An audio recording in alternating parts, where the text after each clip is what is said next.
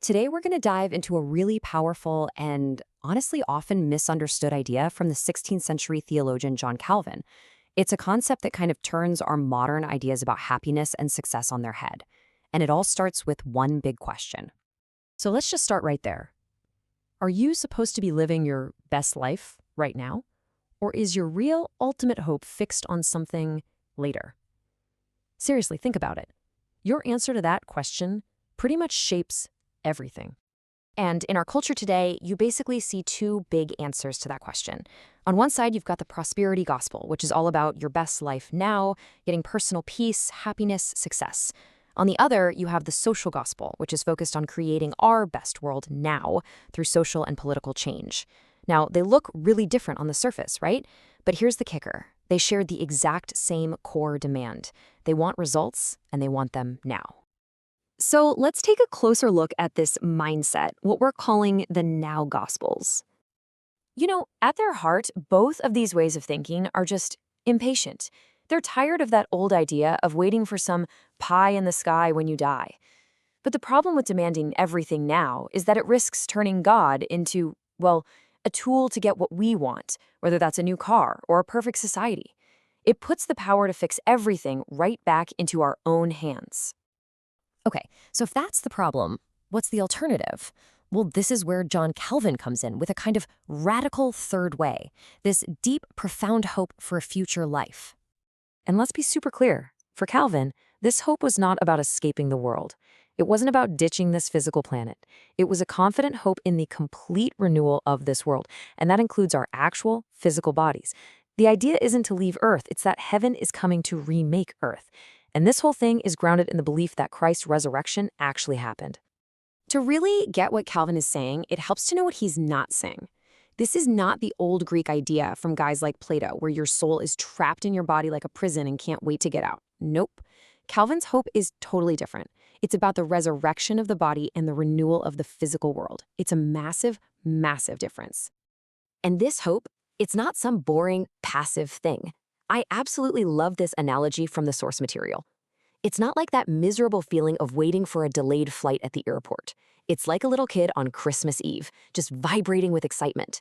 You know that something amazing is coming. You can almost taste it. That's the feeling. So, this brings us to the core of it all. In this view, the Christian life is lived in this constant tension, the tension between the already and the not yet. Believers already have salvation, but they do not yet see it fully realized. It's like you've been given the keys and the deed to an incredible house, but it's still under construction. You own it, but you haven't moved in yet. Living in that tension is what it's all about. Okay, so what does this future hope actually mean for how we live right now? Especially when life is really, really hard. Well, that brings us to what's called the way of the cross. The logic here is actually pretty simple, but it changes everything.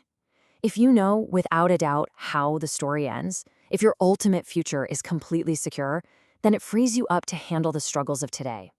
The absolute certainty of future glory gives you the strength you need to carry your cross in the present. This sets up a major clash between two totally different ways of thinking. What you could call a theology of glory demands success you can see right now. It runs from suffering and it tries to hide all its weaknesses. But a theology of the cross, the one Calvin championed, does the opposite. It actually finds strength in weakness. It doesn't see suffering as a failure, but as a strange and difficult path that can actually bring us closer to God. But, and this is a big but, this does not mean you're supposed to be some kind of emotionless robot. Calvin himself came out swinging against that idea. He called Stoicism an iron philosophy and pointed out that Jesus himself groaned and wept. The way of the cross isn't about pretending you don't feel pain. It's about finding God right in the middle of it. And this all leads to one of the most surprising, most counterintuitive parts of Calvin's thought, a true paradox of joy.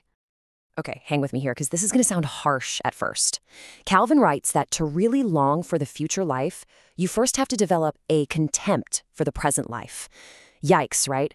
On its own, that sounds incredibly depressing. But that's only half the story. Because here's the other half. It's only when we stop demanding that this life make us perfectly happy, when we put all our hope in God alone, that we're finally free to actually enjoy the good things this life has to offer. We can see them for what they are, pure gifts, not things we're owed. And that's when we stop complaining and just start marveling at all the blessings we've been given. It's a total shift in perspective. Now, this wasn't just some abstract theory Calvin cooked up in his study. He had to live it, and you see it most clearly in the story of his final days on Earth. So imagine this. At just 55 years old, Calvin is dying. He's suffering from a whole laundry list of painful illnesses. After an entire life spent writing and preaching about this future hope, well, now it's crunch time. His own theology was being put to the ultimate test. Was he really going to live by it? We get the answer in his last will and testament. He didn't point to his incredible resume, all the books he wrote, the university he started, the city he shaped. Nope. He said his only hope was God's gratuitous adoption, a totally free gift that he did absolutely nothing to earn. And far from being proud or arrogant, he was just brutally honest about his own shortcomings. He confessed that his own passion had been careless and languid, and that he had failed at his job innumerable times. That's the kind of humility that a theology of the cross produces. And then came the final act. One of the most famous, most influential men of his time, asked to be buried in the public cemetery, in a grave with no name on it, no monument, no earthly glory. His eyes were fixed completely on what was next. This quote from a letter he wrote just says it all. It perfectly sums up his entire life's conviction, a life not lived for the here and now, but offered up in this joyful, trembling anticipation of a future glory. And it's a thought that really challenges us to ask that question one more time. Where is our ultimate hope, really?